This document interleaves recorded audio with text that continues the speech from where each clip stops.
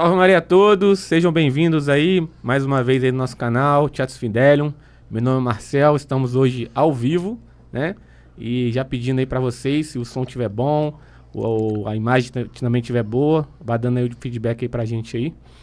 Hoje estamos aqui com a presença ilustre do Padre Gabriel, mas antes, né, de apresentar o Padre, também estamos com a nova presença aqui, né? O Alessandro, né? Pra quem não conhece, o Alessandro Gonzaga, também é um fiel aqui de Volta Redonda, que vai participar conosco. Hoje o Leonardo, ele vai ficar nos bastidores, né, Leonardo? Dá um alô aí pra galera aí, porque ele vai interagir, né, com as perguntas que o pessoal mandar. Ele vai ajudar a gente, vai auxiliar a gente com essas perguntas. Dá um alô aí, Leonardo, vê se o seu som tá bom aí. Isso aí, pessoal. Salve Maria. Tô aqui na área. Então, fala aí, Alessandro, se apresente aí e fala um pouco aí da sua história. Um prazer, satisfação estar aqui com vocês hoje, principalmente com o Padre. E, bom, a minha história se confunde com a história de vocês, né? A gente tá junto nessa batalha há muito tempo. Então a gente vai bater um papo com o Padre hoje pra gente... Ah, ótimo. Então, Padre, seja bem-vindo, sua bênção. Boa tarde, Senhor Maria, Deus abençoe. Depois de um tempo que o senhor não vem no nosso canal, né? Muitos afazeres, né? Imagino que o senhor ultimamente tem estado bastante no Brasil, percorrendo vários estados. Assim. Isso pra gente é muito gratificante. E hoje vamos, né, reagir ao vídeo, né, do Padre François, né? E também falarmos um pouco também da nova igreja em relação a esse novo, digamos, Papa, né? Que eu acho que o pessoal também deve estar querendo saber a opinião do senhor acerca dessa questão também. Mas antes de entrarmos nessa questão, fale um pouco da sua missão, dos últimos dias. O senhor tem estado muito no Brasil. Então, porque as pessoas sempre perguntam muito pra gente no canal, onde tem missa, às vezes a gente nem consegue muito responder, mas fala um pouco pra gente aí como é que tá sendo a sua missão no Brasil, nos últimos dias, nos últimos meses, últimas semanas. Então, desde que eu estou morando um pouco mais fixo aqui no Brasil, a ideia principal, ainda não consigo fazer isso, mas a maneira de eu me organizar seria que haja missa podemos dizer que hoje seria a sede da Fundação Mater Dei no Brasil, que é Cachoeira Paulista, que todo mundo brinca por causa da canção nova, né? São os dissidentes. Quando as pessoas perguntam, Padre, onde é que o senhor morar? Eu estou morando em Cachoeira Paulista. Ah, canção nova? Não, tem nada a ver. Mas mas tem muito ex-canção nova ali, sim, né? Ufa. onde abundou o pecado, sobreabundou a graça, né? Pois é verdade. Então a ideia é que ali haja missa todos os domingos. E, de fato, desde agosto do ano passado, falhou alguns domingos, mas vem tendo missa aos domingos frequentemente lá. E como agora eu estou motorizado, comprei uma Lamborghini. Claro. A ideia é celebrar... Olha que o pessoal vai acreditar, hein? A ideia é atender vários lugares, bom, pelo menos 2 lugares em cada domingo, né? Quais as cidades? Obviamente, que o senhor mais próximo. Então, a ideia aos domingos, lugares próximos, onde eu possa chegar com certa facilidade. Eu já substituí o Padre Ernesto Cardoso em Itajubá, em São José dos Campos, em Pouso Alegre. Em São Paulo, o Padre Ernesto, é muito difícil para ele ir. No domingo, ele sempre ia, São Paulo capital, né? Ele sempre ia só meio de semana, então não ia ninguém. Então eu comecei eu mesmo fazer o trabalho no domingo na capital de São Paulo. E eu posso passar aqui, deixa eu falar então como vai ser fica à vontade. A programação. O pessoal costuma perguntar bastante. E pessoal, aproveitar aí, vai dando like, se inscreve no canal aí, quem ainda não foi inscrito. Compartilha aí nos grupos de WhatsApp aí dos tradicionalistas. Para que mais pessoas possam vir aqui para nossa live. Também, pessoal, não se esquecer também, quem tiver perguntas, dúvidas, aproveita aí que o Padre está aí hoje, está disponível para nos responder as questões. E manda pra gente aí que o Leonardo tá ali já de prontidão, ali esperando as perguntas de todos vocês. Então, agora em junho, começando pelo mês de junho,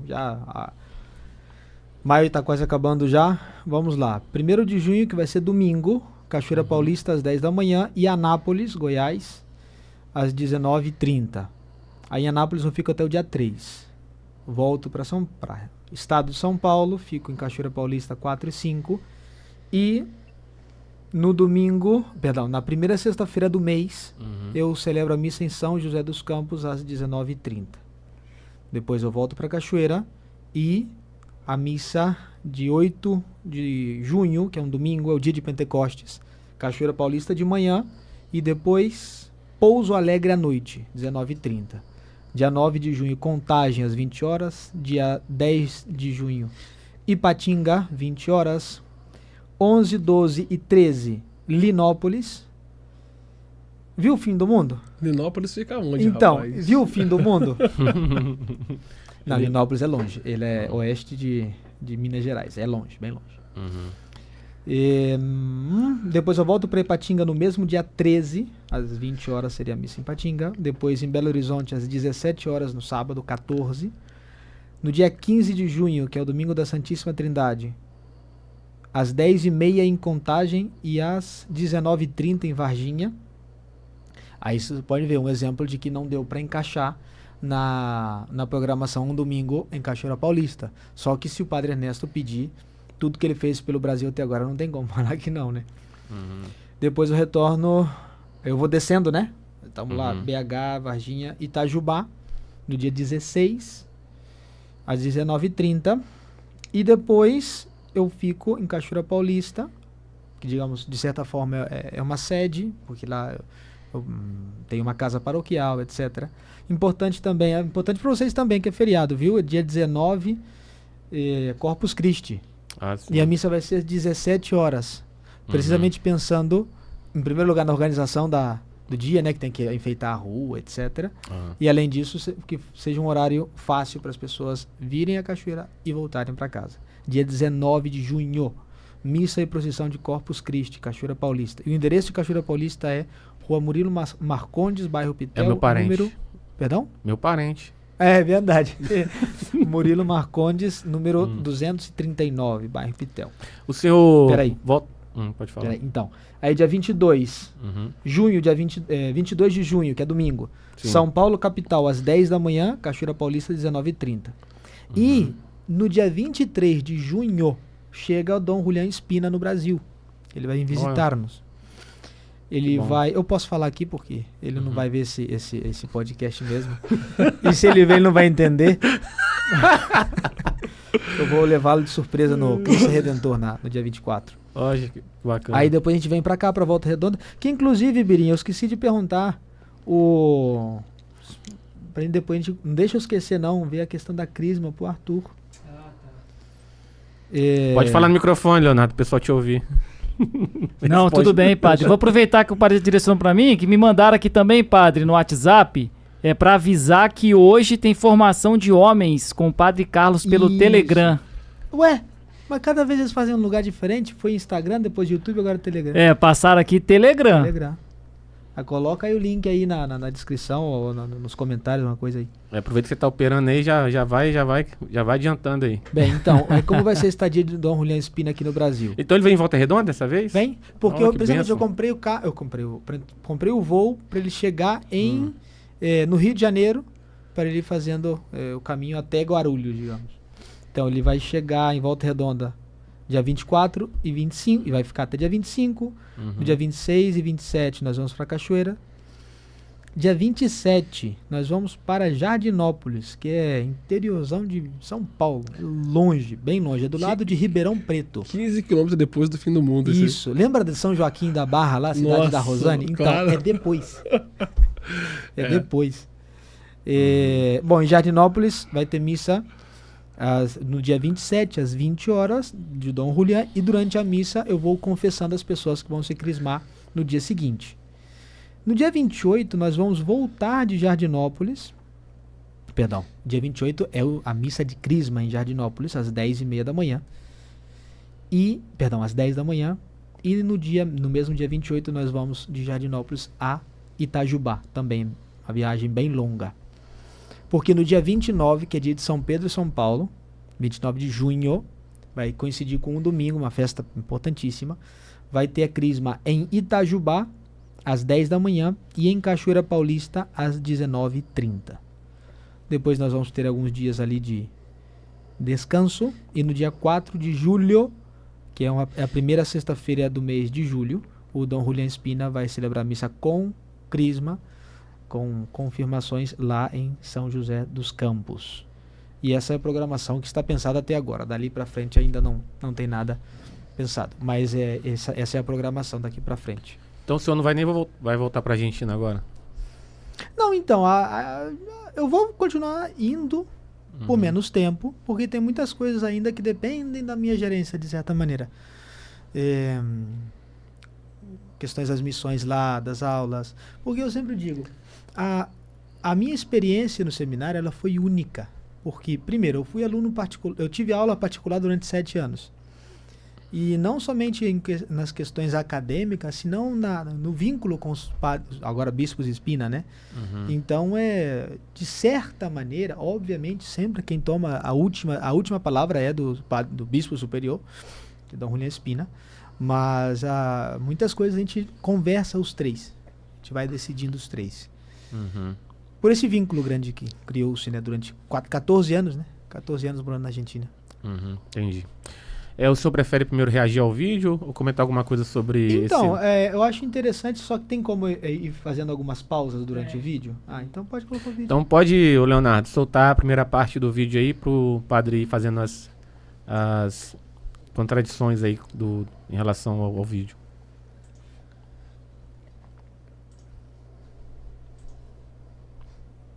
Deixa eu espiar quantas pessoas estão olhando aqui. Só pode ser barulho, né? Marcel, vai conversando aí que deu um probleminha no vídeo aqui, eu vou ver o que aconteceu. Então, vamos aproveitar, já que... Não, então eu vou falando do Prevost. Vamos falar, do Prevost, porque a gente ainda... Nem eu ainda questionei o senhor acerca dessa questão, né? Porque houve muito barulho, muita notícia, pessoal, alguns ficaram animados, outros nem tanto. Então, assim, pra gente ser advacantista é indiferente, mas não deixa de ser um fato histórico, né? Pra sociedade, digamos assim. Né? Para a Igreja Católica não faz diferença, mas é um fato que deve ser comentado e as pessoas ficam curiosas de saber qual é o posicionamento do senhor acerca até mesmo da diferença, né, entre ele e Francisco, né? Parece que existe uma diferença aí bem considerável. Vamos dizer de uma maneira assim, a pessoa que representa o papado, porque nós agora não temos o Papa, Sim. Nós temos um farsante, mas que comumente acredita-se que é o Papa. Então não vamos colocar nem o papado nem o Papa. Vamos colocar a pessoa que representa o Papa. Sendo essa pessoa verdadeiramente o Papa ou não, ela é a pessoa mais influente do mundo. Sim, a pessoa verdade. mais influente do mundo. Então não tem como ter uma comoção a nível mundial pela nova eleição de uma pessoa que ocupa, né, esse posto. Antes de falar dele propriamente dito, eu gostaria de fazer uma comparação aqui, que é algo até mesmo que eu preguei foi em Olímpia, nesse mês. Eu não sou muito daquela história de teoria da conspiração, de pensar que os reptilianos querem que a gente acredite que o mundo é redondo, porque se a gente não souber que o mundo, que tem uma tartaruga debaixo do mundo, a gente vai criar um nariz na nuca. Essas ideias assim mirabolantes não é do meu feitio, não é meu intuito ficar pensando nessas coisas. Eu não tenho essa história de teoria de conspiração. Entretanto, nós sabemos, é claro que aqueles que têm a regência do mundo, eles vão mostrando com certa antecipação o que vai acontecer. Isso aí é fato. Dá uma olhadinha lá no que foi a inauguração dos Jogos Olímpicos de 2012, com respeito ao que aconteceu na pandemia, um monte de alusões, etc. Agora, vamos falar dos nomes, tá? Os nomes dos falsos pontífices. Tá? Por que eles impuseram esses nomes? Será que é por mera coincidência? Eles gostavam do nome? É claro que não. Não era por causa disso. João 23. Vocês sabiam que já tinha tido um João 23 anterior a ele? Sim. Então, foi considerado um falso papa, né? Papa de Pisa. Foi na época do cisma do Ocidente. Ocidente. Na época que o Ocidente ficou dividido em 3 lugares. Roma, Avignon e Pisa. O antipapa de Pisa chamava-se João 23. E aí Roncalli escolhe esse nome. E depois de tantos anos a gente pode perceber que é uma maneira muito maçônica de avisar as coisas. Que depois de muito tempo a gente vai entendendo as coisas. Por que ele colocou o nome de João 23? já tendo a única referência que nós temos na história da igreja de um homem chamado João 23, era uma época de cisma, ou seja, uma conturbação na igreja, e quem chamava-se assim era um antipapa. E foi séculos antes, né? Muito tempo. Se for comparar a data... muito tempo antes. Nós estamos falando de... Bom, eu não quero chutar aqui agora, mas acho que é século XIV. Séculos. Acho que é século XIV o problema do problema do acidente. Uhum. Então, já está anunciando. E João 23, Roncalli, vamos chamar pelo seu nome verdadeiro, ele começa já com a revolução da liberdade religiosa. Ele faz a inauguração, né, do Concílio Vaticano II. O envolvimento com a maçonaria, que era uma coisa latente. Quando ele estava... Benedito Ortolani, toda aquela relação que tinha, quando buscaram Lercari e Bognini para poder... Não, exato. Ali, no seu falso pontificado, ele simplesmente demonstrou para que ele estava sendo preparado. Bom, faleceu, vem um e chama-se Paulo. Veja só que arteira é a atuação. Por quê? São Paulo, na época dos apóstolos, foi quem falou, bom, já a pregação aos judeus, somente aos judeus, não é suficiente. Vamos abrir as portas da igreja para aqueles que vêm do mundo pagão. Mas para quê? Para quê? Para que eles entrem com o paganismo? Não, para que eles deixem o paganismo do lado de fora. E o que fez Paulo VI? Ele abriu as portas para que entre todo aquele paganismo, tá? e transformasse o que entende-se por católico. Porque lembre-se, hoje o mundo entende a palavra católico, a expressão, o significado de igreja católica de uma maneira totalmente equivocada. Tanto é assim que com certeza vocês escutaram falar de Monsenhor Vital aqui do Brasil. Sim. Foi um grande bispo, morreu na França no exílio, né, antes do próximo ao século XIX, 1900, ele morreu em 1880, alguma coisa. Ele morreu no exílio porque aqui ele lutou muito contra a maçonaria. E vazou uns documentos, umas informações da maçonaria. O que Dom Vital fez? Publicou tudo aquilo para avisar as almas. E uma das coisas mais impactantes que foram reveladas nessas publicações foi aquela frase, aquele princípio dos maçons de fazer com que os cristãos levantem as bandeiras dos princípios maçônicos pensando que são princípios católicos. E é assim. O católico que adere ao Vaticano II, sem saber, por ignorância que seja, ele levanta a bandeira dos princípios maçônicos. E por quê? Porque o paganismo entrou na igreja. Veja só como que o mundo ficou cego respeito à santidade da igreja. Esse falso respeito humano que eles tanto pregam, né? Que eu tenho que respeitar. A igreja sempre pregou a abnegação de si mesma, né? A renúncia ao pecado e a conversão, quer dizer, a condenação do erro e o incentivo à prática das virtudes. E aí a gente vê hoje o pensamento totalmente contrário, né? Que nós temos que respeitar as opiniões, mesmo que nós diverjamos delas, por respeito humano, né? Mas não se respeito divino. Então, é que precisamente a dignidade do homem, a dignitatis humani, ela vem a substituir a autoridade de Deus. Exatamente. E veja só como as almas não atendem a certas contradições assim, claríssimas. E já que estamos falando de Paulo VI, lembre-se, por que a missa chama-se missa tridentina? Por que chama tridentina? Por causa do Concílio de Trento? E Trento é o quê? Uma cidade. Trento é uma cidade no norte da Itália, que foi escolhida essa cidade porque era uma cidade estratégica para que os bispos do sul da Alemanha, do sul da Alemanha, o norte estava quase todo tomado já, os bispos mesmo da Itália, da França, da Suíça, pudessem chegar com mais velocidade, mais praticidade para as reuniões, porque o concílio durou muito tempo. Salvo engano, o concílio é de 1546 a 1564, ou seja, nós estamos falando de quase 2 décadas de concílio. Então, os bispos tinham que se reunir em algumas sessões e voltar às suas dioceses, não ia ficar 18 anos as sedes diocesanas vacantes. Então, por isso que foi escolhida a cidade de Trento. Ok. Nesse concílio, definem-se coisas importantíssimas, mas o concílio foi chamado para quê? Para lutar contra a Revolução Protestante. Nada mais que isso. Resumidamente, o concílio de a causa do concílio de Trento foi todo o problema gerado por Martinho Lutero. Agora, a missa tridentina é uma missa codificada com o espírito do concílio de Trento, que nós também chamamos a missa de São Pio V, porque foi São Pio V que tomou a rédea da codificação.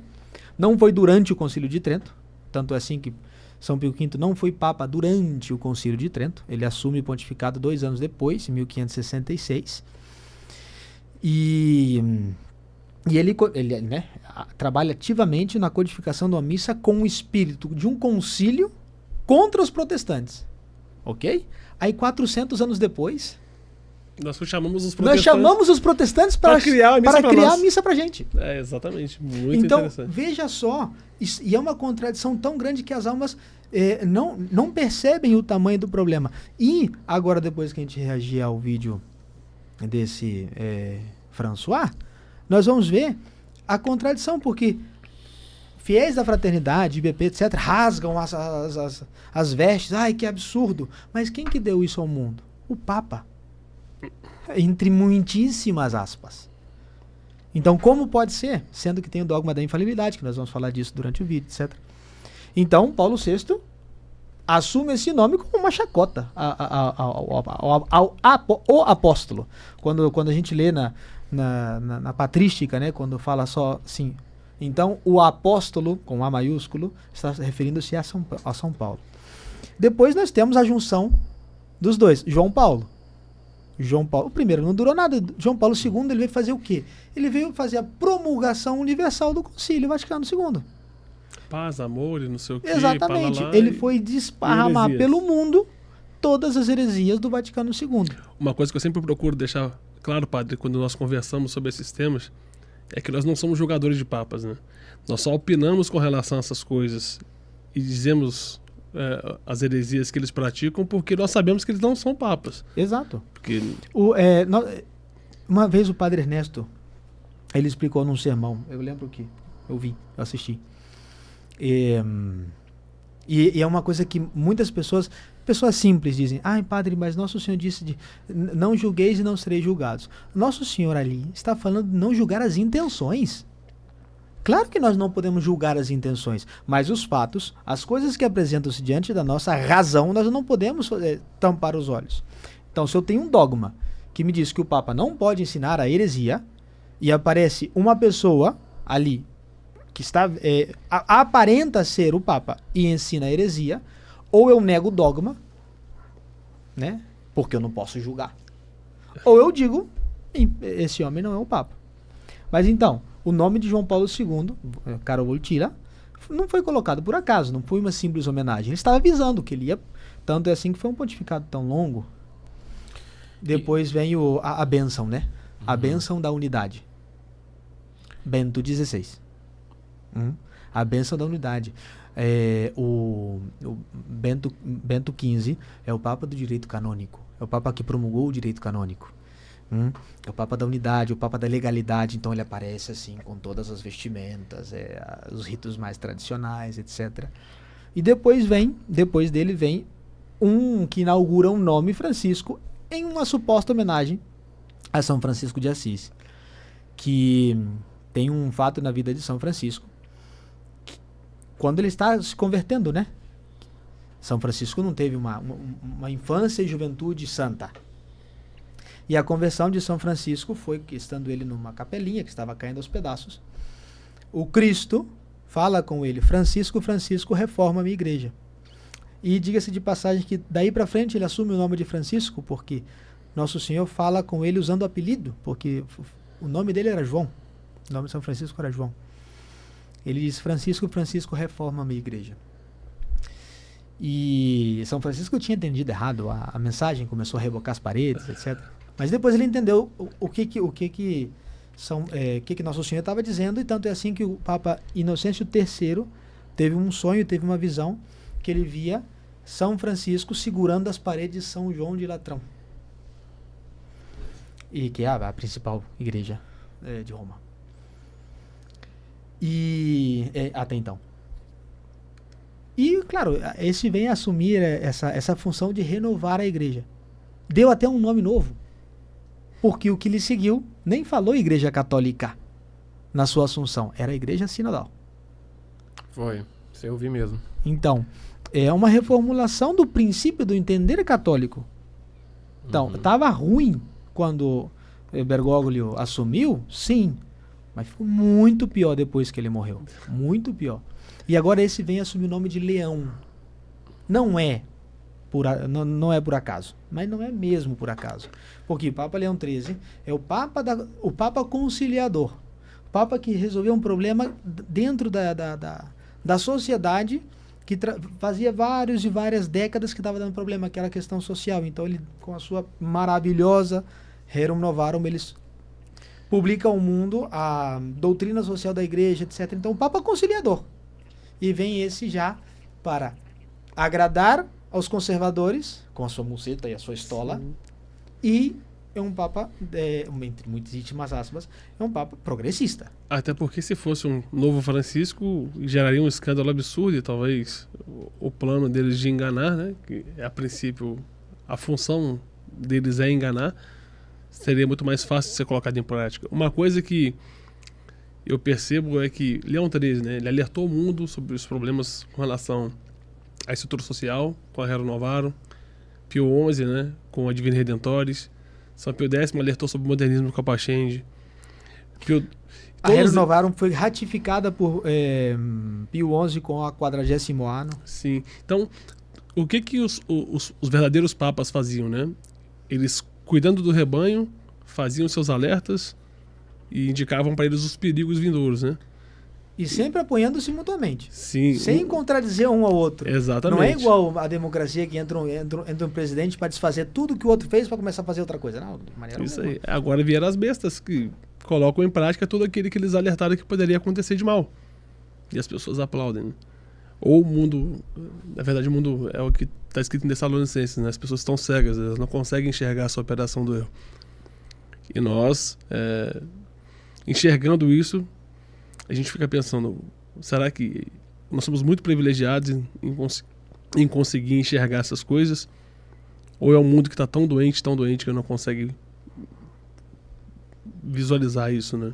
Não, sem sombra de dúvidas, é uma graça muito, muito, muito particular. Porque tem pessoas, assim, intelectualmente falando, muitíssimo mais capazes que a gente. Por exemplo, o padre Antônio Royo Marinho.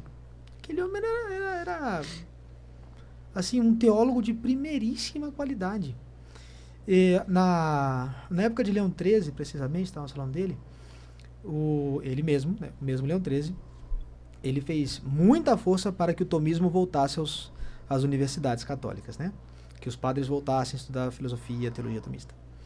E, obviamente, que a ordem dos Ordo Predicatorum, uma ordem de Santo Domingos, a ordem que participou São Santo Tomás, ia dar um impulso muito grande a essa iniciativa do Papa. Então, nós temos nomes no corpo de mestres dominicanos, como o padre Cuervo, o padre Arintero, o padre Garrigou Lagrange, que Garrigou Lagrange foi o professor de Royo Marinho. E Royo Marinho, ele fez um trabalho com a teologia moral, com a teologia da espiritualidade, o Tratado de Deus Uno e Trino, maravilhas. Só que ele morreu, fora engano, em 2008. 2008. Tinha passado muito tempo depois do concílio. Ele não viu. Ele não percebeu. Aceitou a missa nova, aceitou a concelebração, aceitou tudo. E assim, uma pessoa que você vê os trabalhos dele uma inteligência muito grande, mas ele não teve essa graça, não foi fiel a essa graça, não posso dizer nada da consciência dele. Mas é uma graça muito grande de ter percebido essas coisas, e nesses tempos tão conturbados. Então, Leonardo, tem alguma pergunta aí? Se alguém fez alguma pergunta pro padre? Vou tentar colocar o vídeo agora aqui, Marcelo. Conseguiu aí resolver? No final a gente tenta responder os comentários aqui. Tá ficando mudo quando você fala. Tá escutando, tá escutando. Vou botar aqui o vídeo, bota ver se o vídeo agora aí vai pro padre dar. começar a reagir.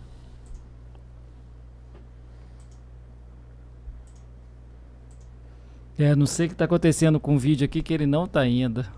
Vou tentando aqui, calma aí. Vai tentando aí. Mas não tem pergunta aí não, do pessoal? Vou olhar aqui, deixa eu tentar colocar o vídeo. Tem que colocar o vídeo, Uhum. Padre, muitas pessoas ficaram, né, pelo fato, igual, voltando a falar lá do questão do Leão XIV, dele ter tomado posições assim mais, digamos, conservadoras, né, coisa que para muitos é uma coisa muito boa diante do que Francisco era, né. Francisco foi um papa, digamos assim, que diz coisas absurdas, né. E esse aí, o pessoal tá achando que... Depois. Ele disse, por exemplo, que a família é construída... Vamos supor. De homem e mulher, né? E o pessoal já ficou, né? Nossa, que não é uma coisa tão óbvia, né? Mas que era tão difícil ouvir de Francisco, né? O senhor acha que isso pode confundir muitas pessoas? Demais, demais. Porque precisamente uma das coisas... É engraçado como a gente vai saindo, né, do seminário. Porque o ambiente do seminário é um ambiente que... Você está ali estudando teologia, você está ali ensinando a teologia, falando de espiritualidade. Então a gente sai com uma mentalidade não é elevada, mas profunda em alguns aspectos que a gente tenta falar de algumas coisas para as pessoas. E em realidade é erro do pregador, porque a gente não pode supor que uma mãe de família, né, que ela pode ser uma santaça, mas a gente não pode supor que uma mãe de família sabe os princípios, as teses filosóficas de Santo Tomás. Se ela sabe, excelente, mas não é obrigação dela, tá? E eu sempre vinha com a questão mais, um argumento mais doutrinal, a questão do dogma, etc. Mas o que eu estou insistindo muito para as almas é o seguinte: Nosso Senhor veio aqui à Terra para cumprir uma dupla missão, que no final das contas é a mesma. Mas temos que separar para entender melhor. A evangelização do mundo e a redenção desse mesmo mundo evangelizado. Ambas coisas coroadas com a sua ressurreição. Ok? Uhum. Agora, nós não podemos aceitar uma sem aceitar a outra. Nós não podemos procurar um Cristo crucificado sem crer e praticar o que ele mandou fazer, porque isso é a crença de Lutero. Eu acredito naquilo sem a necessidade de obrar, sem a necessidade de fazer o que ele manda eu fazer. Eu já estou salvo, né? Eu já estou salvo. A mesma coisa é o contrário. Eu acreditar, mas eu renunciar à cruz. Eu creio em Deus, mas a religião está aqui dentro. Eu não preciso de uma religião, não preciso de uma... Não. A gente não pode separar esses princípios. Então, quando as almas... a fraternidade, IBP, ou os conservadores, né? Vamos lá, Centro de Dom Bosco, vai falando aí, além de Centro de Dom Bosco. Fraternidade, Centro de Dom Bosco... TFP, os Heraldos do Evangelho, todas essas coisas assim. O que eles são? Eles mantêm algo da exterioridade, algo da cruz, algo que nos lembra à cruz. Mas a doutrina é o quê? A doutrina é perversa. A doutrina é perversa. Eu lembro quando o Bergoglio, ele deu aquela... Como chama? A fiducia supplicans. Ele deu aquele decreto, ou a bula, não sei que título teve o documento. Não tem valor nenhum, então a gente não tem atenção. Amoris Laetitia, que ele permitia, né, a questão da bênção a casais que vêm do quinto dos infernos, essas coisas assim. E saiu o Centro Dom Bosco defender. Então, aí a gente vê, as pessoas têm que fazer a distinção que você não pode ficar com metade de Cristo, você tem que pegar Cristo inteiro. Você não pode tirar um braço dele. Não. E o que fazem essas comunidades? Vão tirando pedacinhos. Fazer um malabarismo teórico para tentar justificar o injustificável. Olha, você me fez lembrar de uma coisa boníssima que eu estava conversando, precisamente a raiz desse vídeo, que está travado, né? Deve ter um diabinho ali dentro da CPU. Agora deve dar aqui, padre. Quando o senhor quiser, acho que vai dar. Vai dar o play lá que ele começar aqui. Mas antes, a raiz desse vídeo, um amigo pessoal meu da Argentina, que ele é doutor em filosofia, uma pessoa muito capaz, Jorge Bosco. Eu já falei dele. Ele é sobrinho tataraneto de São João Bosco. Uma prima de não sei quantos graus de São João Bosco. Junto com os salesianos, veio para a Argentina, se casou, etc. Geração em geração, chegou nesse rapaz. Pessoa muito capaz. E ele falou, padre, aqui o problema desse tipo de pessoa é que eles não pensam com a cabeça, eles pensam com o coração. Eles querem que seja de uma maneira. Então, como eles querem que seja, eles querem fazer a sua vontade, eles fazem precisamente um malabarismo teológico para que o que eles querem seja verdade. É a primazia da vontade sobre a inteligência, que não é assim, é o contrário. A inteligência que manda que a vontade tem, o que a vontade tem que escolher. Aí deu certo o vídeo agora? Então, vamos lá. Agora faz uma oração aí. Desde o começo. Vamos lá. Vamos ver se vai agora aí. Isso. Depois, vamos supor, vou colocar uma coisa bem estranha aqui, né? Vamos supor que o Papa defina dogmaticamente um erro contra a fé. Suponhamos, né? Então não é infalível. Por três motivos. Por uma coisa muito simples. O Papa é infalível quando define ex cátedra coisas de fé e de moral. Certo? Então. O som tá saindo aí. Tá. Só que, padre, pro senhor ouvir, você tem que colocar o fone. Eu tô ouvindo. Senão o senhor não vai ouvir. Eu tô ouvindo. Ubi esta. Tem que colocar o fone. Muito bom. Mas é feio. Ficou parecendo um DJ. Não tem jeito. Vê se tá funcionando o fone aí, vê se tá saindo minha voz aí no fone. Tá, mas onde que conecta? Não, minha voz tá saindo no fone? Minha voz? Não precisa conectar não, se minha voz estiver saindo, já tá conectado. Não, tem um cabinho aqui, ó. Não tô escutando nada. Então coloca aí no conector. Ou usa o meu fone, não tem problema. Usa o meu. Chega aí. Mas você não vai escutar? Não vou escutar. Quem precisa escutar é o senhor, né? Será que chega? Não, liga no cabinho aí, não liga no Mas cabinho então, do lado. eu liguei esse aqui. Liga esse aqui. Liga do senhor aí, padre. Baixa aí do senhor aí do lado direito, tem um conector. Vê se vai funcionar. Mas tem que colocar alguma coisa, se não estiver tocando nada, não tem como. Vê se minha voz tá saindo aí. No fone. Tá saindo minha voz? Agora saiu. Presta o outro fone aí agora. Presta o outro. Agora vai ouvir. Tá ótimo. Vai aparecer o vídeo para as pessoas que estão... Vai aparecer. Ok. Já tá aparecendo. Pode soltar? Sorta. Depois, vamos supor. Vou colocar uma coisa bem estranha aqui, né? Vamos supor que o Papa defina dogmaticamente um erro contra a fé. Suponhamos, né? Ponto. Bem, que a gente tem que ir dividindo os princípios, né?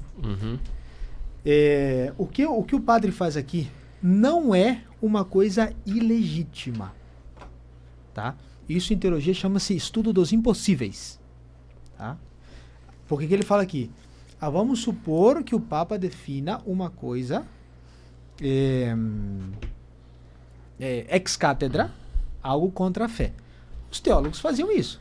Exemplo disso é São Roberto Bellarmino, que diga-se de passagem que de uma maneira muito desonesta, as pessoas que querem provar o que eles desejam que seja verdade, eles usam as teorias de São Roberto Bellarmino sem explicar, sem demonstrar que o que ele aderia, a adesão dele não era a possibilidade do Papa herege, senão a impossibilidade do Papa herege. Mas enfim, outro assunto. Isso aqui chama-se impossibilidade impossibilidade teológica. Qual que eu chamo estudos impossíveis? Você estudar, por exemplo, um impossível histórico. O que teria acontecido se Adão e Eva não tivessem pecado? Ou se só Eva, ou se só Adão? Não tem diferença prática alguma, porque de fato pecaram, não tem como voltar na história, etc. E nós vivemos nesse tempo em que Adão e Eva pecaram, ponto. Agora, pode-se tirar conclusões espirituais grandíssimas disso, grandíssimas. Por quê?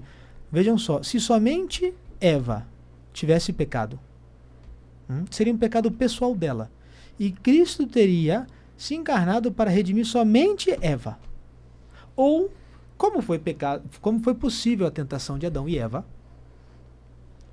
poderia ter sido possível a tentação de uma pessoa 6.000 anos depois da existência de Adão e Eva. Hoje, se eu tivesse sido a primeira pessoa que tivesse cometido o pecado na história, Cristo teria se encarnado e redimido a minha alma sozinha.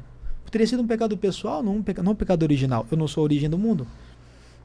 Porque São Paulo diz que ele me amou e se entregou por mim. Se eu não me engano, Gálatas 2:20.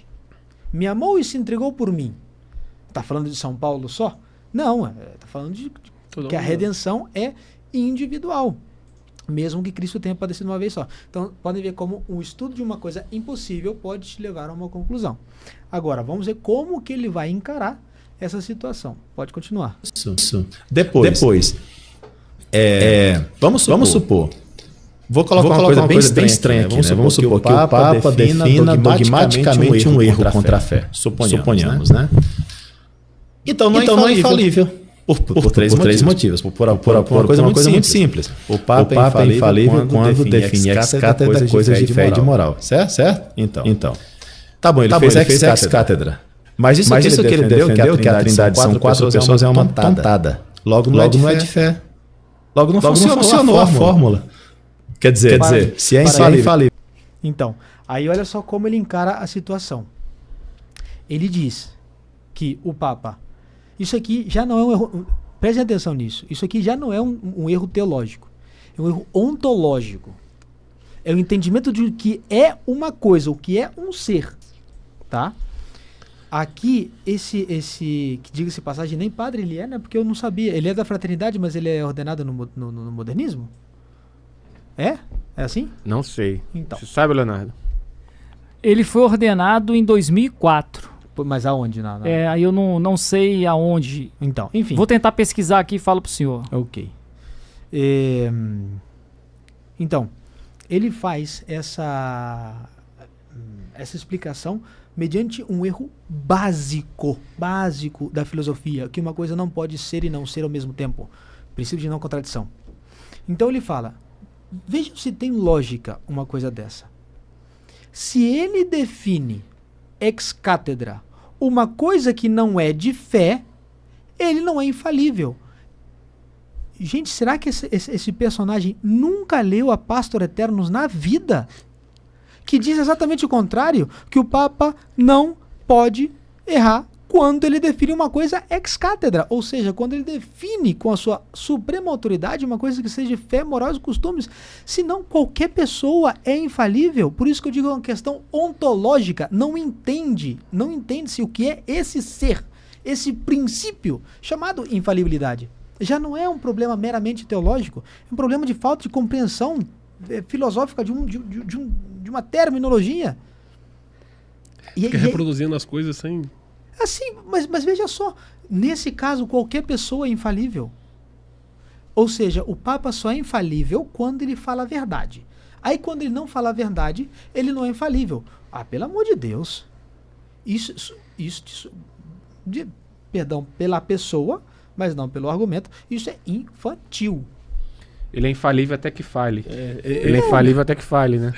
Mas então eu também sou, todos nós somos. Agora, se ele só vai ser infalível quando ele diz a verdade, isso é a parte importante. Quem que vai falar que ele está falando a verdade ou não?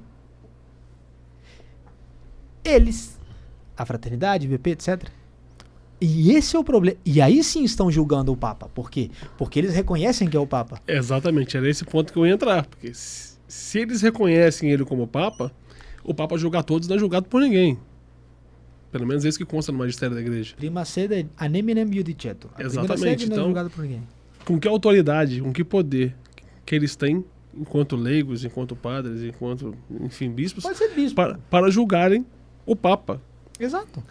Nós apontamos as coisas que nós apontamos exatamente porque nós temos a certeza, tanto quanto o ar que nós respiramos aqui, que eles não são. Então, eu aceito que mas eu resisto. Como é que você resiste ao Cristo na Terra, né? Isso chama-se... Bom, pelo menos no catecismo que eu estudei, isso chama-se cisma. Exatamente. Então, agora veja só. Continua aí, Birim, porque eu ia continuar falando do vídeo e não sorteamos ele.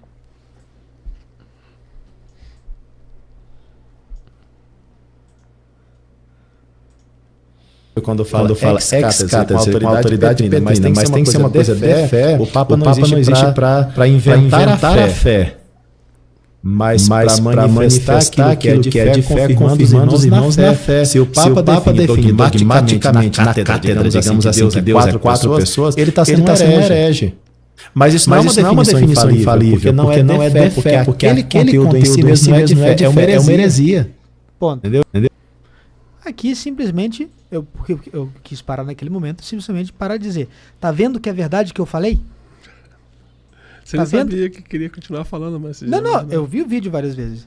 Sabia? Tá vendo que é verdade o que eu falei? Ele está dizendo sim e não ao mesmo tempo. Eu não sei como essas almas explicam a questão de sim, sim, não. Então, se ele definiu de fé, ex fide, ex cátedra, um erro, então não pode ser uma definição ex cátedra. Eu, sinceramente, se esse vídeo chegar a esse padre, faça-me um favor, padre, leia a Pastor Eternos, de cabo a rabo, todinha, para o senhor se convencer, para o senhor ver, não é o padrezinho Gabriel que está dizendo, é Pio IX, é dogma da igreja. É dogma da igreja. O senhor está indo claramente contra um dogma da igreja. E estou para te dizer que as minhas crianças de catecismo, hoje, por exemplo, eu tive aula de história da igreja com as crianças. Eu estou morando no Brasil, mas praticamente morando no Brasil, mas eu mantive algumas aulas. Eu tenho certeza, que se eu selecionar 3 crianças das aulas de história da igreja, e mostrar esse vídeo e traduzir para eles, eles vão falar, não é possível. 13, 14 anos. Eu tenho certeza. Porque é princípio catequético. Aí agora vem um argumento totalmente ad hominem. Solta aí, Birim. O pessoal tá falando aqui que tá com eco o vídeo do padre François. Tá com eco. Ah, pode ser o meu microfone. É isso aí, padre. Exatamente. Então seria bom, vou colocar desde o começo de novo, para chegar nesse ponto que o senhor quer ir. Para ver se não vai dar eco. Para ver se não vai dar eco. Okay. Vamos lá, vou colocar aqui.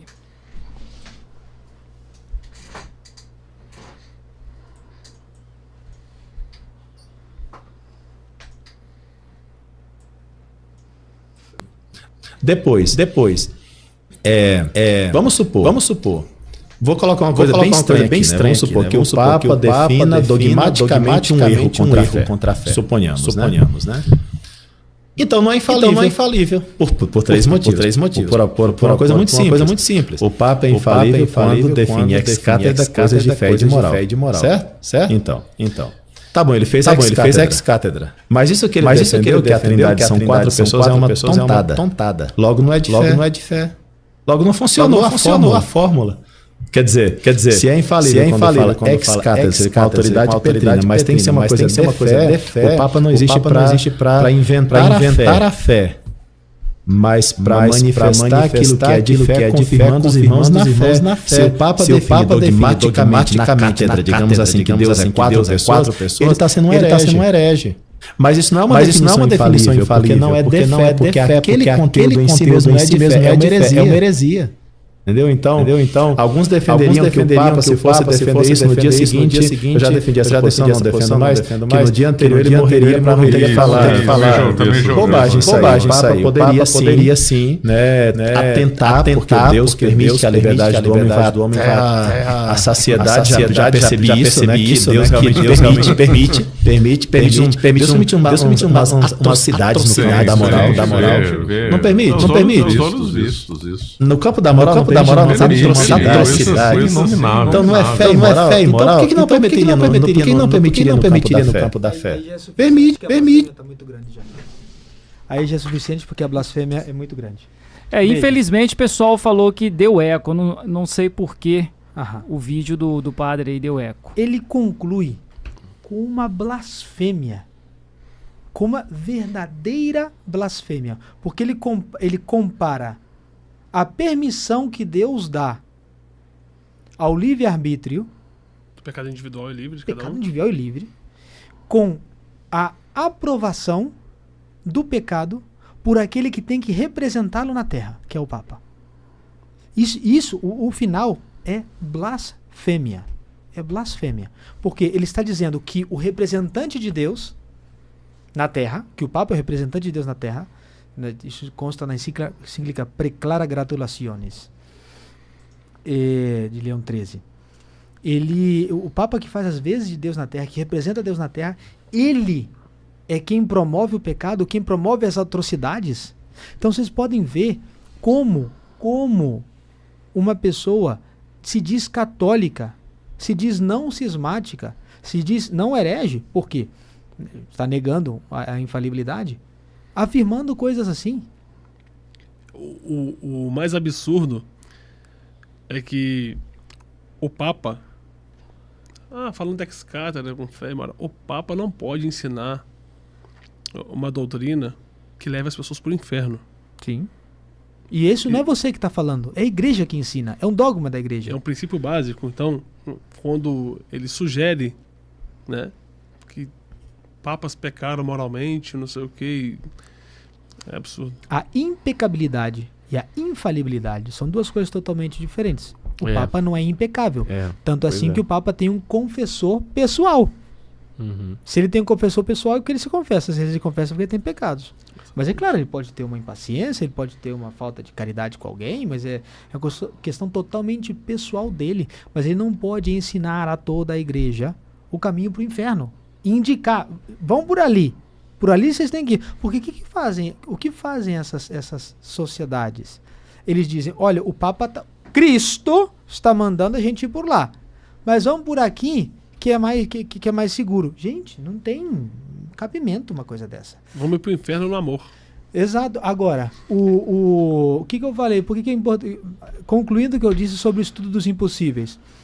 Nós podemos fazer esse tipo de elucubração. Se o Papa imaginemos que nós estamos em 1950. Tá tudo bem ainda. Só que a gente sabe, a gente conhece toda a infiltração da igreja. E a gente faz aquela elucubração. Calma lá. Se o Papa definir ex-cátedra um erro, o que acontece? Aí a gente vai falar, não, nós vamos perceber aquele fato e vamos dizer, não, mediante o que está definido dogmaticamente pela igreja, eu concluo que um Papa definindo a heresia não condiz. Nunca foi Papa. É irracional. Então, nunca foi Papa. Nunca foi Papa. Então, tá vendo? O estudo impossível, por isso eu disse, no começo ele está aplicando, não sei se ele conhece isso, porque se são formados no modernismo, não tem formação teológica decente. Em grande maioria, não sei. Mas se ele começou com esse tipo de pensamento, é uma coisa de investigação teológica. Agora, conclui e termina com uma blasfêmia. E perguntas? Tem perguntas. Chat GPT, gente. Pergunta pro Chat GPT. Pois é. Vamos ver aqui, ó. Hoje em dia tá tudo Chat GPT, inteligência artificial. Deixa eu achar alguma pergunta aqui. Pode ler comentários também, Leonardo. Se tiver comentários também, pessoal comentando. Eu posso. Vai ler aí. Gostaria de saber se uma pessoa que não fez primeira comunhão quando criança, mas crer que Jesus está presente na Eucaristia e quando adulto faz uma confissão, pode comungar? Boa pergunta, hein? Pô, mas que eu não entendi qual é o problema. Vamos lá. Uma pessoa que comungou durante... Ela não fez catequese e ela quer saber se depois de adulta, se ela tendo a consciência e a crença da presença de Cristo na Eucaristia. Não, depois de confessar. Depois de confessar. Não, ali fazer. O padre, o sacerdote tem que fazer a análise prática se aquela alma sabe os princípios básicos da fé. Quais são os princípios básicos da fé? Existência de Deus, que esse Deus criou tudo o que existe, que não há nada anterior a ele, nada maior que ele, que todas as coisas que ele criou foi para demonstrar ao mundo a sua bondade, que ele criou o homem livre, que o homem pecou, que ele teve misericórdia dos homens, mandando o seu próprio filho, tão Deus quanto ele, e que esse filho morreu por nós na cruz para a remissão dos nossos pecados. E que nós, ao recebermos a Eucaristia, não estamos recebendo nenhum símbolo, nenhuma imagem, senão que substancialmente a Cristo total, toda a sua divindade, toda a sua humanidade, e que as pessoas que morrem em graça irão para o céu. Aquelas que morrem em desgraça de Deus irão para o inferno. Esses são os princípios básicos. Então ali muito depende da competência do padre confessor. Ali mesmo ele vai ter que analisar. Então não existe, assim, diante dessas condições, não existe nenhum impedimento? Não. Não existe uma obrigatoriedade da pessoa ter que fazer a catequese durante meses, anos? É que veja só... É uma exigência doutrinária para a pessoa comungar. A questão da catequese, ela é muito importante, mas ela pode ser feita de maneira informal. Porque, primeiramente, a gente aplica a razão. Se essa alma chegou até aqui, numa missa tridentina, e que, além disso, não se espanta que seja numa casa de família, que geralmente é assim, a pessoa, algum conhecimento ela tem. E ali Sim. O padre, obviamente, não na confissão em si, mas aqui no ambiente da confissão, que há uma situação que estamos ali no particular, a pessoa não vai ficar envergonhada por não saber alguma pergunta, etc. Aí a gente faz a análise, se a alma está preparada. Caso positivo, pode comungar. Sim. Legal. Se ela não tiver alguma situação irregular, etc. Padre, que eu estou amasiado com a mãe dos meus filhos. Não, então calma lá. Aí primeiro você organiza a sua vida e depois se confessa. Depois, se confessa e comunga. Tem mais algum comentário aí, Leonardo? Tem mais perguntas aqui, ó. Go ahead. Os senhores têm absoluta certeza de sua posição? Trissoluta. Não há sequer uma margem de dúvida de que poderiam estar errados? A absoluta é duas, né? A absoluta, aqui é a trissoluta. Sabe por que não tem como ter dúvida? Tá? Por quê? Porque nós não podemos crer firmissimamente numa coisa que nós não estamos convictos. A gente não pode acreditar pelas dúvidas, porque isso, inclusive, é um pecado. E, geralmente, a pessoa que pergunta isso, meu amigo ou minha amiga, não estou dizendo que o senhor esteja nessa ocasião, mas, geralmente, as pessoas que fazem esse tipo de pergunta é porque elas estão duvidando. Agora, se o senhor ou senhora ou senhorita, estiver nessa dúvida, procure. Porque se a senhora não procurar e morrer nessa dúvida, e a senhora estiver no erro, eu não gostaria de estar nos seus sapatos. Porque a gente tem uma obrigação moral de procurar a verdade. E se as pessoas entendessem, né, como foi difícil para nós aceitarmos, né, essa realidade, e nós já estamos nela há quase 20 anos, né? Como foi difícil no começo, hoje nós temos missa, hoje nós temos sacramentos, hoje nós temos um bom padre conosco, né, nos atendendo. Mas nem sempre foi assim. Às vezes ficávamos 1, 2 anos sem sacramentos e às vezes não é, humanamente falando, como é que eu posso dizer, não é glamouroso a gente ser o patinho feio, né? A gente resistir por amor a Deus. Então é uma posição extremamente difícil, mas ela foi imposta a nós, e Deus não nos cobra mais do que nós temos capacidade de suportar. Então, se nós estamos na posição que nós estamos, nas condições que nós estamos hoje, é porque assim Deus o quis. E se a gente for lá lembrar da nossa história, vamos pensar lá no 2010 da vida. Quando a gente entendeu o que o Padre Pio Spina dizia, quando ele dizia que ele não iria à missa do Padre José Adilson. Foi muito doloroso pra gente, quando a gente entendeu o que ele queria dizer.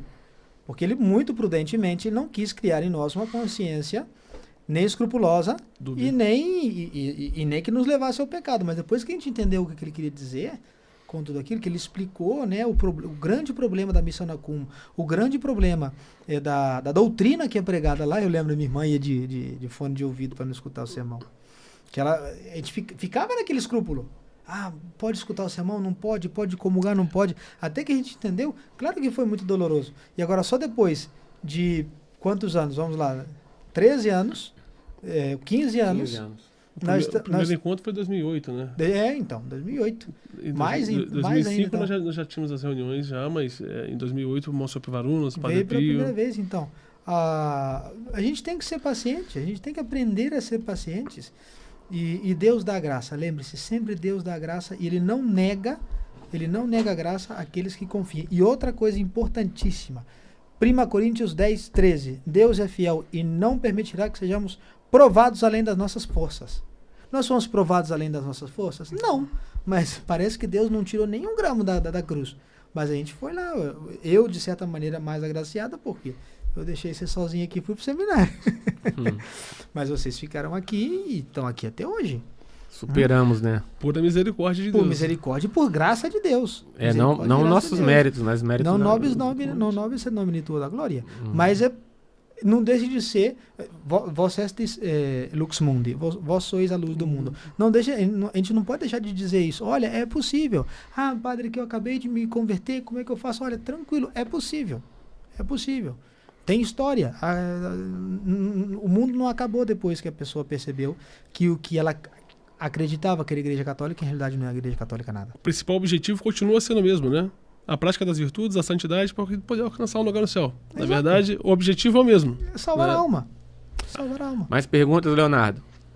Sim, tem bastante aqui. Vamos lá. Então vamos responder mais rápido, padre? Pra gente conseguir... Tagarela. Não. Só pra gente ver se a gente consegue responder todo mundo.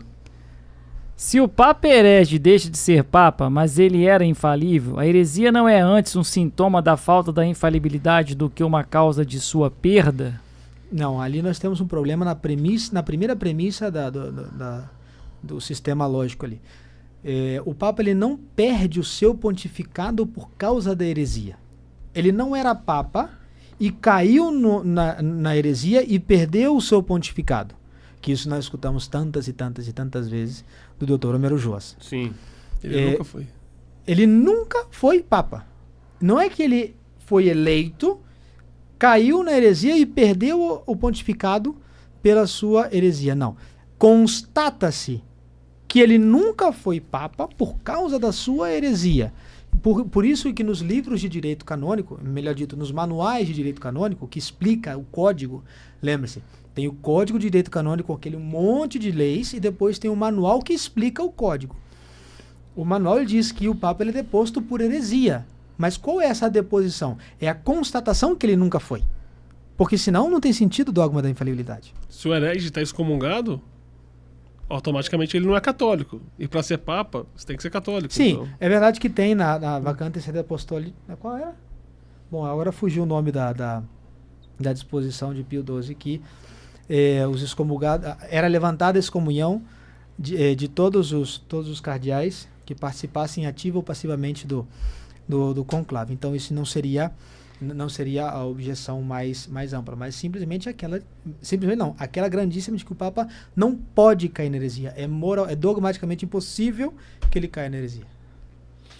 Entendi. É como se a heresia, a partir do momento que um suposto Papa caísse em heresia, a máscara caísse. Claro, ela demonstra que ele nunca foi. Não é que ele... É igual, por exemplo, a questão da definição dogmática. Nossa Senhora passou a ser imaculada depois de ser definida dogmaticamente? Não, você foi. Depois que Pio XI foi lá e fez a definição, aí Nossa Senhora passou de ser imaculada daí para frente? Não, claro que não. Simplesmente foi a definição. A constatação de um fato, constatação dogmática, não pode se negar e manter a fé católica. Agora, é a mesma coisa. Essa deposição que falam os manuais de direito canônico é essa, a constatação de que ele nunca foi. Pela lógica, né? Ser infalível é infalível. Não pode ser infalível até o ponto de errar, né? Então não era infalível, nunca foi infalível. Então ou é infalível ou não é infalível.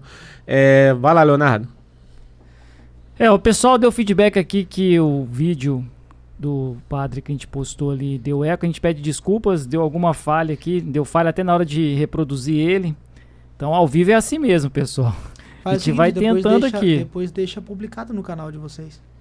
Pode fazer isso. Se todos os conclaves são falsos, de que modo a igreja se regularizará? Só com Apocalipse? Não, isso aí a gente não sabe. Mas não tem como. A religião está composta de mistérios, né? O mistério da Santíssima Trindade, o mistério da encarnação, o mistério da Eucaristia. Pretender dar explicação racional a tudo é destruir a fé. Repito, pretender dar uma explicação racional a tudo é destruir a fé. E muitos perderam a fé por causa disso. Isso chama-se racionalismo, está condenado pela igreja. O mistério da iniquidade, é um mistério. Exatamente, mistério da iniquidade. É chamado... quem falou isso? Foi o teólogo privado. Não. Está na Escritura. São Paulo denominou a situação como mistério da iniquidade. Então, nós constatamos o problema. Nós temos esse problema. Desde 1958, claro, né? Dezembro de 58, se não me equivoco, foi eleito, entre aspas, Roncalli. Desde 58, nós estamos em sede de vacância. Por quê? Porque aquele que deveria ser a cátedra da verdade prega o erro. Ele é o lobo vestido de ovelha. Qual vai ser a solução? Bom, sinceramente, tem várias explicações. Agora, qual vai ser a real, a gente não sabe. Só que a gente não pode supor uma coisa irracional. Prestem bem atenção, os senhores que estão assistindo. Nós não podemos supor uma coisa irracional para explicar uma coisa que não entendemos por causa de um mistério.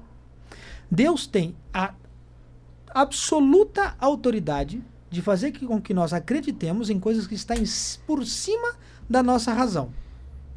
O mistério da Santíssima Trindade está por cima da nossa razão. Não contradiz a nossa razão, mas nós não podemos compreendê-la. Por quê? O mais não pode ser comportado totalmente pelo menos. O infinito não pode ser compreendido de maneira perfeita pelo finito. É um mistério infinito, nós somos seres finitos. Então, o mistério da Santíssima Trindade, jamais vamos, mesmo estando no céu, porque no céu seremos, se Deus quiser, estaremos lá. Seremos glorificados, mas ainda finitos, enquanto a capacidade.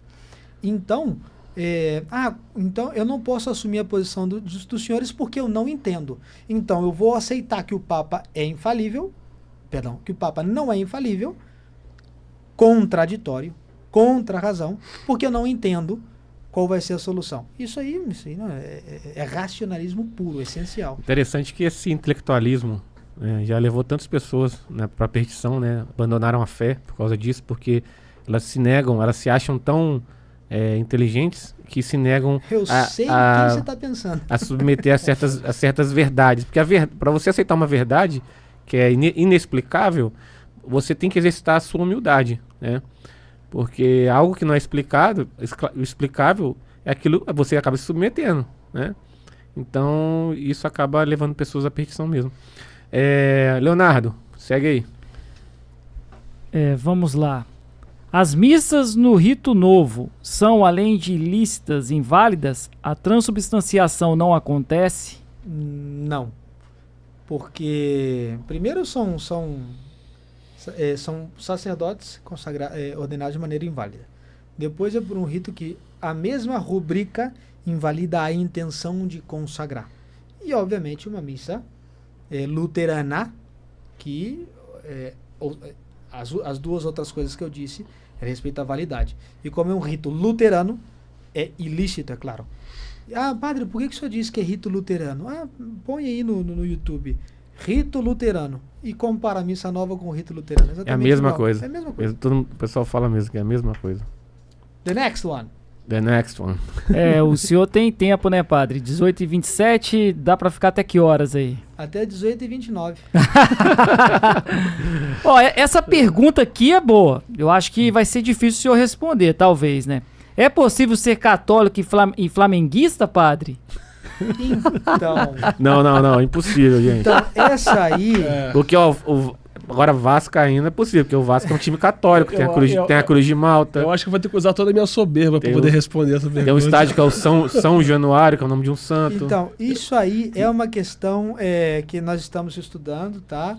No seminário já escrevemos 17 livros a respeito a isso para estudar as possibilidades. Eu digo que... Deve ter sido o Kleber que perguntou isso aí. Eu digo que nem na Bíblia tem um povo tão sofrido igual o torcedor do Vasco. Passa para a próxima aí, Leonardo. Começou. Passa para a próxima. Vamos melhor te mudar mesmo aqui. Vamos lá. Senão acabou da briga aqui. O Concílio de Trento é oposto aos concílios Vaticano I e II? Ao segundo sim, ao primeiro não. Precisamente, não tem nada de oposição entre o Concílio de Trento e o Concílio Vaticano I e único, mas ao Vaticano II sim, porque o Vaticano II deu à luz a uma nova igreja. Vamos lá, essa pergunta aqui é interessante porque muita gente fala isso aqui, padre. Se São Pedro negou a Cristo 3 vezes antes de ser nomeado Papa, por que os novos papas perdem o pontificado mesmo se caíram em heresia antes da eleição? Faz muita correlação, né, da negação de Pedro à questão até da infalibilidade do Papa, né? Mas então, São Pedro negou a Nosso Senhor antes de ser Papa. Essa é a explicação rápida e fácil. São Pedro passou a ser Papa no dia de Pentecostes, foi quando a igreja foi promulgada. Ponto. Ele tinha sido eleito. Ele foi eleito por Nosso Senhor. Mas ele não poderia ser o líder de uma igreja que ainda não tinha sido promulgada. Sim, vamos lá. Tem mais uma pergunta aqui. Ó. O rito melquita bizantino católico é válido? Ele é o mesmo problema de uma missa da Fraternidade de São Pio X, por exemplo. O rito a celebração é válida. Se não mudaram nada no rito, é claro. Eu não posso dizer que eu sou um expert no rito melquita, mas se não mudou-se nada, o rito será válido, mas a doutrina não é boa. Aí eles estão em união com Francisco. E como eu disse, a meados aqui da transmissão, não podemos separar a cruz da doutrina, ou a cruz do evangelho, a missa do magistério. Então, se aquela pessoa que está celebrando a missa, por mais válida que seja, está num pecado de cisma ou heresia, ela é uma pessoa que na teologia chamamos de vitando, tem que ser evitada. Tanto é assim que vamos lá, quanto tempo faz que a igreja já padece o cisma do Oriente? Vai para quase 1000 anos. Vai para quase 1000 anos do começo. Uhum. Diga-me um Papa que disse para alguém: olha, vocês estão lá do outro lado do mundo, no meio da Sibéria, se tiver algum padre ortodoxo, pode ir na missa no domingo, pode confessar, mas não escuta o que ele está falando. Não existe isso, não existe. Segue aí, Leonardo. Vamos ver aqui mais uma. Qual a rúbrica que invalida... A rubrica, né? Que invalida a intenção no rito de Paulo VI. Vou reformular, né? Qual a rubrica que invalida a intenção no rito de Paulo VI? Nos dois missais, no católico e no do Vaticano II, se faz menção ao tom de voz. Porque a intenção de celebrar a Santa Missa, é claro que ela é percebida pelos fatos externos. Não tem como hoje de manhã vocês estiveram na missa, como vocês sabem que eu tive a intenção de consagrar? Por quê? Porque vocês viram que o rito ele foi seguido de maneira correta. Então a intenção supõe-se. Na missa, nós temos 2 tipos de tons de voz, que depois se subdividem ainda. Mas nós temos o tom narrativo e o tom significativo. Tá? O tom significativo sempre vai ser, na missa, em voz baixa. O tom significativo é o tom que eu estou significando o que eu estou fazendo. Tá? Quando o padre vai consagrar a hóstia, ele não está simplesmente narrando o que aconteceu antes. Ele significa com as suas palavras o que ocorre sacramentalmente nas suas mãos, que é a transubstanciação. Agora, se o padre falar em voz alta, tá? Ele está fazendo a narração de um fato passado, contando uma história. Isso não tem intenção de consagrar, você está narrando uma coisa anterior. E quer ver, por exemplo, na última quinta-feira eu celebrei a missa votiva do Santíssimo Sacramento. Na epístola, que é uma epístola de São Paulo, nós dizemos hoc est corpus meum, que são as palavras essenciais da consagração. Porque, seguindo o texto da consagração, tem um enim no meio que significa por quê. Porque este é o meu corpo. Hoc est enim corpus meu. Porque este é o meu corpo. Mas as palavras essenciais, este é o meu corpo. E lá o padre, do lado do cálice, diz hoc est corpus meu. Não está consagrando nada. Por quê? Porque ele está lendo. Tá? E na rubrica do Missal Novo, na edição vaticana, que é uma coisa difícil de você encontrar, não é qualquer missal que está, mas na rubrica do Missal Novo, da Igreja Conciliar, está ali essa divisão. Então, até mesmo se um padre, você lembra quando o padre Zé Dilson falou que um padre bernardinado rezaria a missa nova validamente? Eu lembro. Então, não rezaria se ele seguir a rubrica. Então, eles pensaram em tudo para tirar o sacramento da Eucaristia da face da terra. Conseguiram? Não. Mas eles fizeram tudo possível. Deram ao mundo um rito inválido, e mesmo que o sacerdote for validamente consagrado, ordenado, ele não consagra por falta de intenção. E eles também mudaram o rito de ordenações. Ah, sim. Para que não tivesse padres legítimos para poder celebrar as missas. De consagração. Ô padre, já passou da sua hora. O que o senhor... Sim. O senhor tem que estar 19 horas, né? Lá em Pinheiral. Uhum. Então vamos encerrar, pessoal. Obrigado aí pela participação. Ô, Marcel, deixa eu fazer só mais essa aqui, que eu acho que é interessante. Vamos saideira agora, hein, padre? Você e o padre aí, ó. De acordo com fontes como São Jerônimo, Libério assinou uma das fórmulas arianas para se livrar do exílio imposto pelo imperador Constantino II. Apoiou a condenação de Santo Atanásio. Ele era papa? Então, aí a gente começa. De acordo com algumas fontes, quais fontes são? São Jerônimo. Eu nunca li isso. Tá? Ali nós temos um problema histórico. Não sei de onde que o senhor tirou isso. Mas no meu livro de história, que eu posso dizer a fonte, Bernardino Llorca, é um espanhol, que o título do livro é La História Eclesiástica. No meu livro diz que não. Então nós temos que uma confrontação de historiadores. Outro historiador. Que aí tem que dar as fontes, porque falar assim é maneira muito vaga. Vamos dar as fontes. Mistério de Iniquidade, o livro, né? Que está publicado em português. Ele é uma outra fonte histórica que fala que não. Então, se nós temos uma divergência histórica, a gente vai falar, bom, qual tem a razão? Aqui está de acordo com o que foi dogmaticamente definido, tá? Porque se hoje é fácil falsificar uma coisa, imagine lá atrás, estando São Libério preso. Estando São Libério preso, o fácil que deve ter sido falsificar uma coisa, se é que isso aconteceu. Mas é briga de historiadores. No seu livro diz essa coisa? Pois eu dou o nome do meu. La História Eclesiástica do jesuíta Bernardino Llorca. Vai e procura. No meu não diz isso. Então, o que condiz com o dogma, que é que ele não assinou, ele não foi um papa herético, nem ele, nem Honório, nem João 22. Ok, então, padre, mais uma vez aí agradecer os comentários, as perguntas. Pessoal, se inscreva no canal, pra gente que é muito importante. Ativa aí o sininho das notificações, compartilha nos grupos. O canal já está com mais de 10 mil inscritos, chegamos aí quase 11 mil inscritos. Obrigado a vocês por a gente ter chegado nesse número, né? Porque não é qualquer canal que tem um número tão grande de inscritos. Agradecer também a presença do nosso companheiro não, vai ficar muito esquerdista, né?